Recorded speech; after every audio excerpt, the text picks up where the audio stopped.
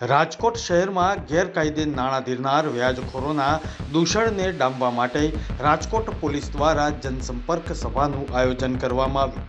Police commissioner Brajeshkumar ઝાની અધ્યક્ષતામાં યોજાયેલી આ સભામાં વ્યાજખોરોની પીડિત અનેક લોકોએ હાજર રહીને સીધો સંવાદ કર્યો।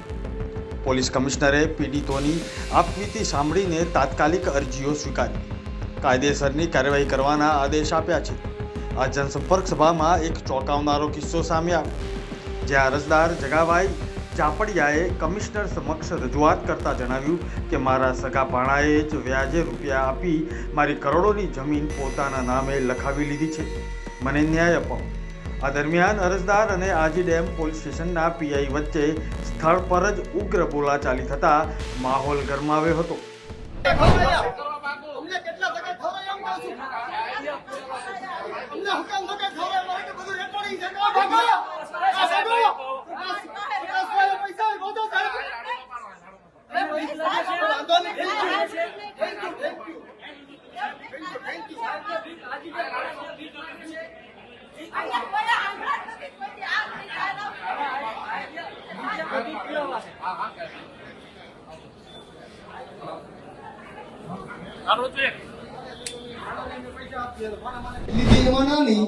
લેટ લેવાથી મારી હાઈકોર્ટમાં મારી અરજી નામંજૂર થઈ છે। હું પ્લીઝ વિનંતી કરું છું કે લેટ લેવાથી ખાલી મારી એફઆઈઆર નામંજૂર થઈ છે। પ્લીઝ હું એટલું સાહેબ જાડેજા સાહેબને વિનંતી કરું કે મારી 56 દિવસે અરજી શું કામ લે? મેં દવા પીધી હતી, મારા પાસે ડોક્યુમેન્ટ છે।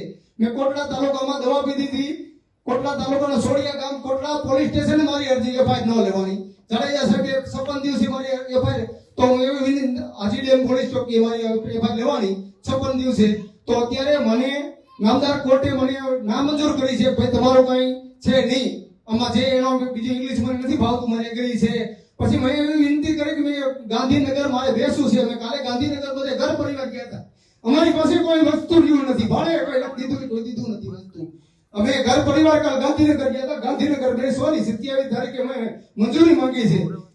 હું જગદીશ સાહેબ બંગાળો સાહેબને મળવા ગયો તો, તમને સાહેબ પ્લીઝ નથી મળી ગયો, આપને કઈ ખૂન થઈ ગયું એમાં તમે હતા સાહેબને, ડીસીપી સાહેબને હું મળ્યો તો સાહેબને। હું મારી વિનંતી કરું છું, મારું આમાંથી હું એને યોગ્ય જે તમે પંચ કયો, હું આજે મારી જમીન મેં વેચી નાખી છે, આજે મારી જમીન વેચી હું એને મારા સગાવાલા પાસે લઈને વ્યાજવા હું એને જે કે પંચની રૂબરૂ હું દેવા તૈયાર છું। 1 કરોડ ને 48 લાખ રૂપિયા માંગ્યા, મારી પાસે રેકોર્ડિંગ છે સાહેબ। એને મારી પાસે 1 કરોડ ને 1 કરોડ રૂપિયા ચૂકવી દીધેલા છે, 1 કરોડ ને 48 લાખ માંગ્યા, એની પાસે મારી પાસે રેકોર્ડિંગ છે। પ્લીઝ મારી મદદ કરો, અમે ઘર પરિવાર ખૂબ અમે દુખી છીએ। ઘટના એ કે પ્રકાશ પ્રભાત સાવડા પાસેથી અમે વ્યાજવા લીધેલા છે પૈસા 30 લાખ, અને એ પણ વિનોદ જસમત ચૌહાણ હાટું લીધેલા છે। અમારી હાટું ને એને કાંઈક એવી મૂંઝવણ હશે તો એના મામાને એવું કીધું મારા પતિને કે તમે અત્યારે મામા મને પૈસા દ્યો, મારે જરૂર છે કે એને દુકાન કરવી હશે, જે કરવું હોય તો મારા પતિને એની ઉપર દયા આવી એટલે એને અમારી જમીન મેકી અને 30 લાખ રૂપિયા અપાવ્યા કે 2-3 મહિના પૂરતા મને પૈસા આપો, પછી હું તમને પાછા આપીશ। અને અત્યારે એ અમને પાછું આપવા તૈયાર નથી અને બોલતો પણ નથી। હવે એમ કે છે કે મારી પાસે પૈસા નથી, અને પ્રકાશ સાવડો આ જમીન પડાવવા માંગે છે કે પૈસા આપો, નકર તમારો પરિવાર, આજે અમારો પરિવાર ભેગો છે, તમારા પરિવારને હું મારી નાખીશ। અત્યારે અમારી પાસે કઈ રહ્યું નથી, મારા છોકરાની ખોરાકી મેકાઈ ગઈ છે લોધીડા ગામના। અત્યારે હું ચાલુ સરપંચ છું સાહેબ, અને અમારી કોઈ મદદ કરતું નથી, તો બીજા ગરીબ માણસની તો કોઈ મદદ કરે જ નહીં। તો અમને ખબર છે કે આ આપણા જેવાની નો કે તો ગરીબ માણસ તો હું દિશા થાય આ જાઓ કાઈ લાવો, આ એમ આરોપી હોય એવો વર્તન અમારી સાથે કર્યું। અમને કોઈ એને શાંતિથી બેહીને પૂછ્યું નથી કે તમારે શું છે, શું વાંધો છે, એ કઈ પૂછવું જ નહીં કે હાલો આ જાવો કાઈ લાવો એમ કરી અને વયા જાય છે।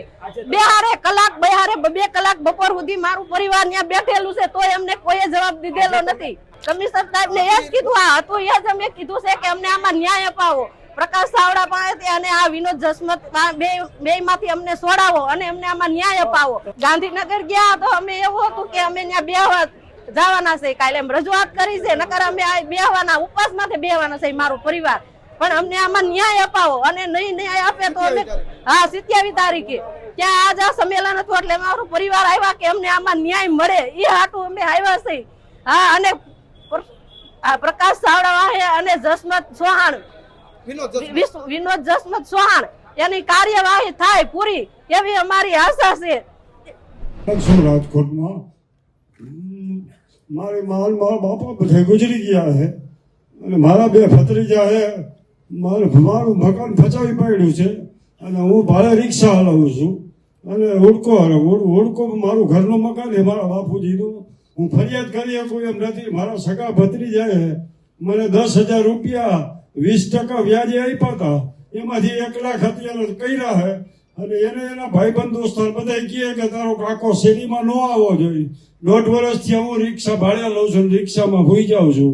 એટલે મારે સાહેબોને એટલું કહેવું છે કે મારે ભાગે નથી જોતો, પણ બે ભત્રીજા એટલું એમ કહે છે કે રાજકોટની પોલીસ શું કરી લેવાની છે. મને તો ખબર છે, મને 40 વર્ષથી અહીં રાજકોટની પોલીસનો અનુભવ છે, બધાને કામ કરે પોલીસ, પણ મારા ભત્રીજાને અનુભવ નથી કે રાજકોટની પોલીસ શું વસ્તુ છે. એને ખાલી ચમત્કાર આપજો.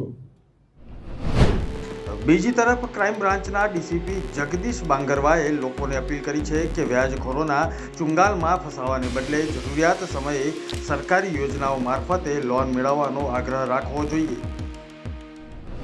આજે પ્રમુખ સ્વામી ઓડિટોરિયમ ખાતે માનનીય સીપી સર બ્રિજેશકુમાર જાસરના અધ્યક્ષસ્થાને ગેરકાયદેસર નાણાં ધીરનાર ઇસમો વિરુદ્ધ જનસંપર્ક સભાનું આયોજન કરવામાં આવેલ હતું. આ જનસંપર્ક સભામાં રાજકોટ શહેરના 12 પોલીસ સ્ટેશનના તમામ થાણાધિકારીઓને સૂચના આપવામાં આવેલ હતી કે આ જનસંપર્ક સભા બાબતે મેક્સિમમ પ્રચાર પ્રસાર થાય અને જે પણ એમના વિસ્તારમાં ગેરકાયદેસર નાણાં ધીરનાર માણસોના વ્યાજખોરોના ભોગ બનેલા વ્યક્તિઓ છે એ આ જનસંપર્ક સભામાં પહોંચે અને પોતાની રજૂઆત કરે. તો આજે જે લીડ બેંક મેનેજરશ્રી છે અને સરકારી નાણાં ધીરનાર સંસ્થાઓ છે એના પ્રતિનિધિઓ દ્વારા પણ લોન આપવા માટે બહાર ટેબલોનો ગોઠવણ કરવામાં આવેલ હતી અને અહીંયા જાણકારી પણ આપવામાં આવેલ હતી. આની સાથે સાથે માનનીય સીપી સર દ્વારા ગેરકાયદેસર નાણાં ધીરનાર માણસો વિરુદ્ધ કડક કાર્યવાહી કરવા માટેની બાંયધરી આપવામાં આવેલ હતી અને તમામની અરજીઓ પણ લેવામાં આવેલ હતી. અને આજે જે તમામ માણસો આવેલ હતા અને જે પણ માણસો ઓનલાઈન ડિજિટલ રીતે જોઈ રહ્યા છે એ તમામને હું અપીલ કરવા માગું છું કે આપને કોઈ પણ વ્યક્તિ ગેરકાયદેસર નાણાં આપીને પછી વ્યાજ માટે હેરાન કરતો હોય અથવા વારંવાર ધાકધમકી આપતો હોય, પઠાણી વ્યાજની ઉઘરાણી કરતો હોય તો આપ તાત્કાલિક રાજકોટ શહેર પોલીસનો સંપર્ક કરો. રાજકોટ શહેર પોલીસ આપની પૂરી મદદ કરશે અને વ્યાજંકવાદનો જે દૂષણ છે સમાજમાં એને ડામવા માટે અમે કટિબદ્ધ છીએ અને તમામ જે વ્યાજખોરો છે એમના વિરુદ્ધ અમે કડકમાં કડક પગલાં લઈશું.